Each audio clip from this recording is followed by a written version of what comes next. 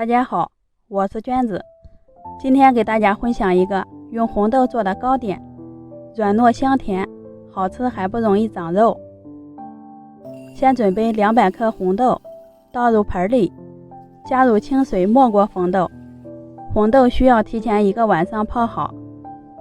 第二天看一下，红豆体积都明显膨胀了，清洗干净，倒进不粘锅里，加入适量的清水，盖上盖子，开大火烧开，转中火煮上20到25分钟。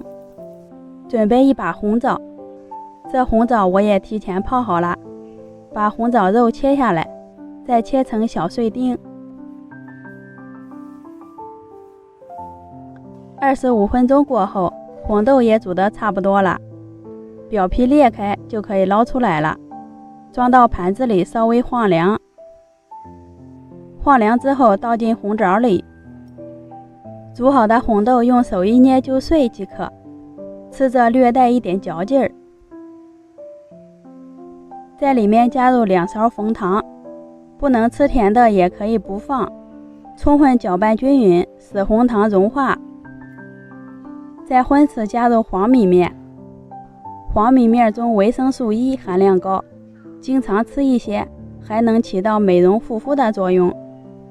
饺子没有干面粉了，直接抓起一把，用力抓捏成团儿，用大拇指转出一个窝，就做好了窝窝头的形状。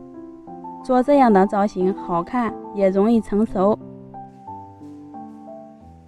凉水放入锅中，开大火烧开，蒸上15分钟。关火以后就可以打开锅盖了。